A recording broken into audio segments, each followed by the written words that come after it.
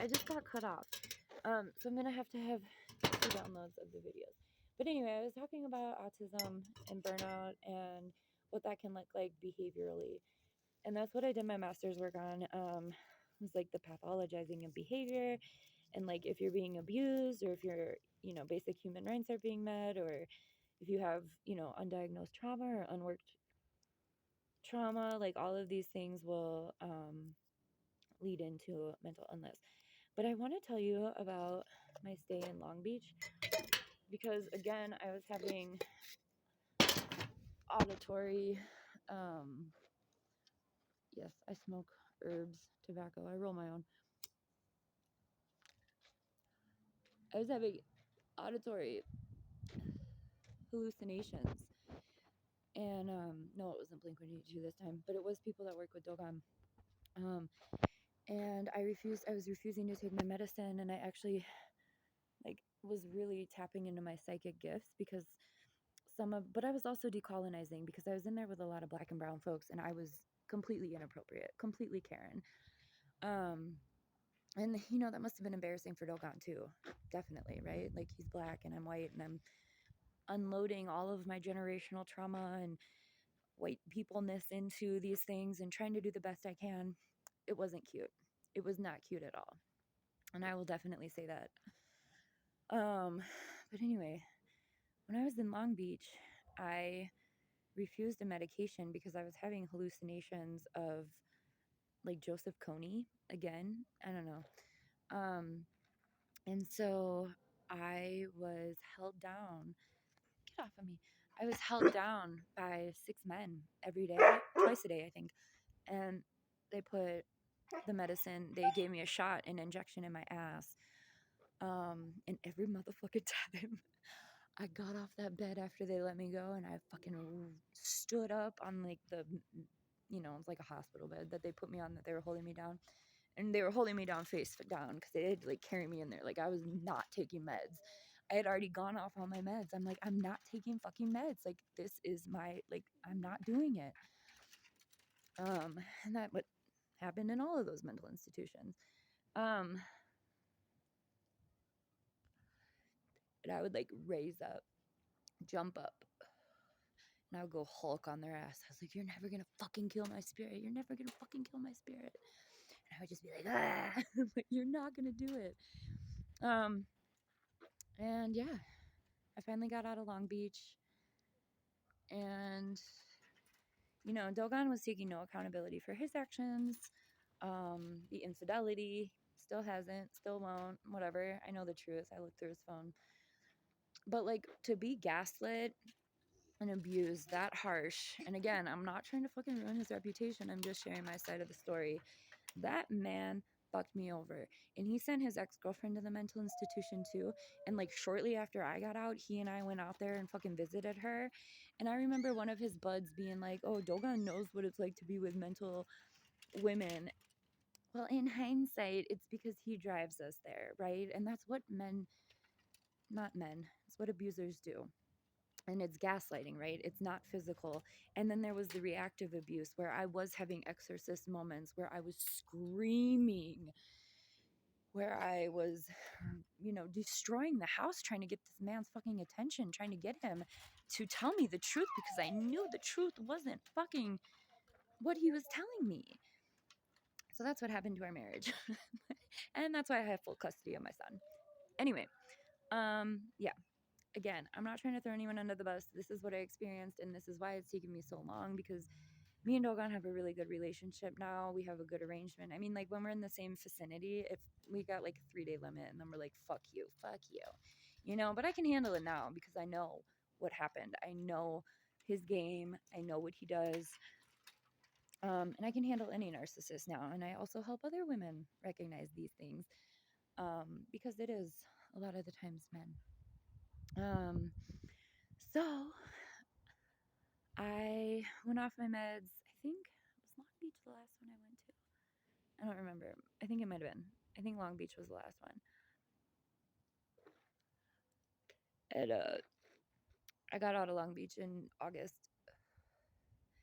And I know they sent me home with meds, but I refused to take them. And Dogon forced me to take them a couple times, where they would just like make my heart feel like bomb. Like it was the weirdest thing. And so I went cold turkey off of everything, which is not what I did the first time I weaned. But I was only on like 2 medicines. And I'm like, I'm not taking this shit. Like, fuck you. I'm not taking this. Like, I have just had a forced abortion. I've been raped. When I was married, I thought men were supposed to protect women, right? I got raped. I was abused in these institutions. I've seen abuse of in these institutions. I've seen what they do to other fucking people. I'm not fucking taking these meds. You are not going to fucking put me in this box. And then a couple months later, after that, I started doing my mental health groups. LA Can wouldn't let me do anything there, which is fine. Hey, Pete, if you're watching this. I'm a liability. I know. And I know I was at the time. Um, but anyway, that was like Dogon stopping grounds, but that was like where we met. I had made all my own relationships while I was doing my work, and I was doing work in Skid Row. And then also it was like this white girl coming in out of nowhere and taking Dogon out of, the mix was, people didn't like that. But I really didn't take him out of the mix because he still did his shenanigans. So thank you very fucking much. But anyway, stopped taking my meds after a couple weeks, and I was done by September. And I believe by October or November, I started leading the groups at Share. And I started groups called Community Resiliency, which was the title of my master's thesis. And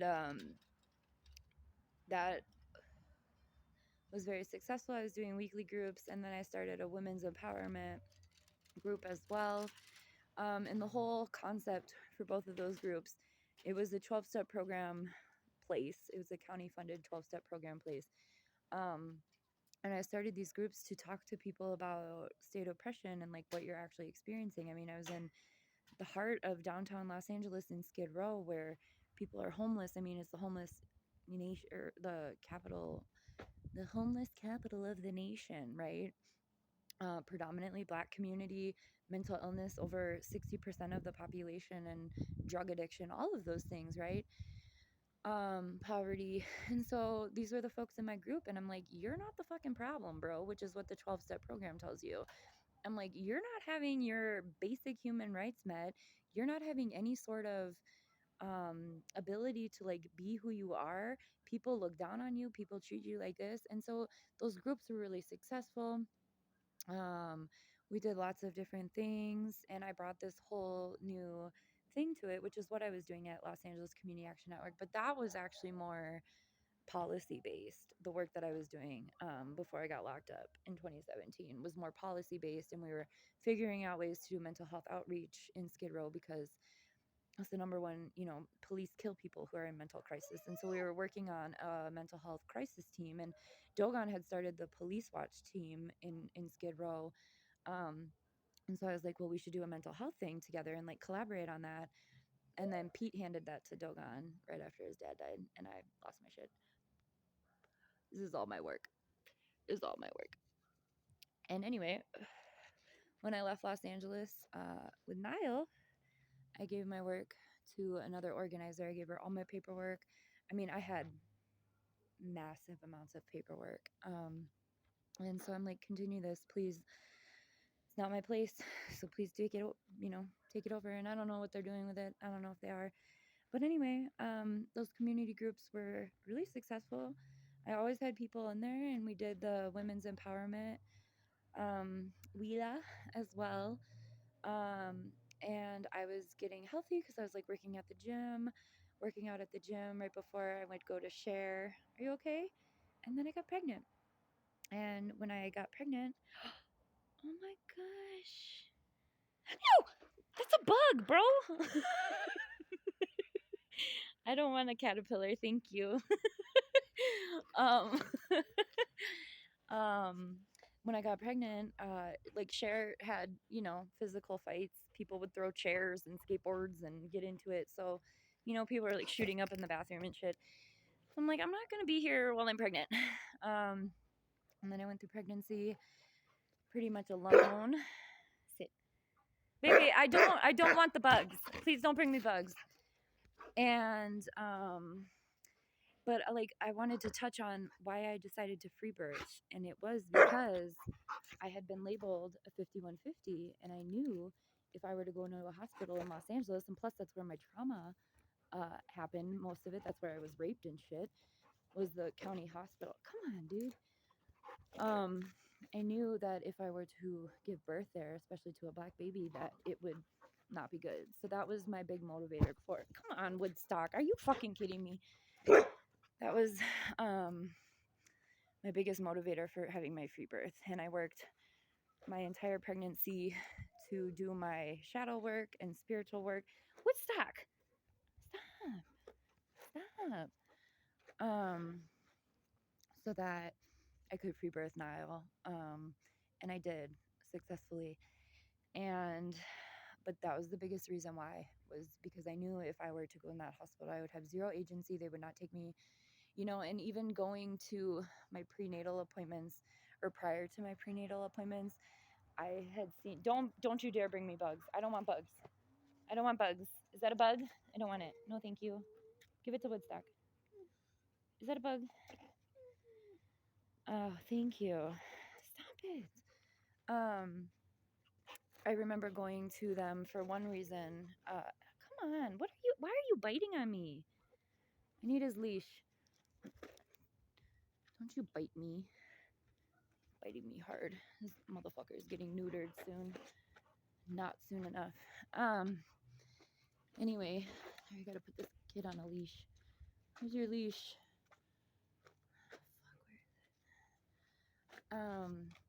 One day, like, the doctor left, or the nurse left up the computer screen, and I looked at it, and it said, patient has mental illness but doesn't want to talk about it. And when I saw that, I stopped going to prenatals. I stopped doing anything in the medical field because I realized what was happening, and it was just my master's work. It was everything that I had theoretically written about because I had seen it, right? But it was all coming back at me, and I'm like, absolutely not. I'm not endangering my son in this system. And so it felt really good to share. So yeah, I'm healed. I'm not healed, but I do know that it's autism now. But again, I'm not going to seek a diagnosis for myself, because I don't feel the need. But that's what I've been through. And I left Los Angeles March of 2020, right before shit got super bad with the pandemic. And we've been killing it ever since. Oh shit, am I standing on that caterpillar? No. And so, yeah, we're good. And that's what I do for work. I help other folks. I really help folks understand the spiritual aspects of things, because, like, when we're in this 3D realm, it's just like we're not allowed to be anything but producers of capitalism. And so if you're going through this, if this video has found you, if you have these experiences, if I was locked up with you, hey, what's up? It's not you. I mean, we can only endure so much without, we know that our soul is, and our spirits are screaming for adequate treatment, respect, those things. And sometimes mental health and illness looks like that, or emotional distress is the abuse. And people get scot-free on that, while people who are abused are the ones paying the fucking price. And I'm never gonna fucking settle. I'm never, ever going to stop, because I know this to be true for me and so many other people. And yeah, so I really appreciate you all listening. Gotta finish this stupid catio. I really appreciate you listening. I appreciate you holding this space. I appreciate you witnessing me. Like I said, I've been wanting to share for years, and I haven't. And in my collective message was that yesterday, with this Libra full moon, I said, like, do your shadow work. And I feel like I've done my shadow work. I'm not perfect, but I've done my work enough to know my own responsibility and the responsibility of others that will never be accounted for, right? Bless you. And I felt like with this full moons are about letting go. And I just can't carry this any longer. I'm a completely different person. And, a lot of my folks that I've met in the years who have known me as a medicated person are probably like, who the fuck is this? That wasn't me. This is who I am. And yeah, I'm so grateful to be sharing this. And I'm so grateful to stop carrying it around with me because I had my faults and my tantrums but in the end that was seeking justice, and it was my soul and my spirit screaming for that, and it was, it's not okay, but I understand why I did that now. And so if you ever experience someone who's in mental crisis or emotional distress or crisis, it's deeper than what it looks like. It's not just a mental illness. There's things that that person has endured that you know nothing about, more than likely. And if you're an abuser who is purposely pushing people into reactive abuse so that you can look like the good person, and that happened to me. And I feel so silly sometimes about getting into a marriage with that person, but the people around him are still unaware of that, which is good. It's fine. They have their own shit. But that's my story. And I'm gonna chain smoke now. So thank you so much for being here. I know these were long, but this is the heaviest shit I have to share. I don't have any more heavy to share. Everything else can be light, unless we're talking about like current political systems. But personally, that's the heaviest shit I had to share, and that's the pack that's been keeping me down for a while. So it feels really good to get that out. Anyway, thank you. I really, really mean it. I'm grateful to whoever's watching this and witnessing me. Thank you.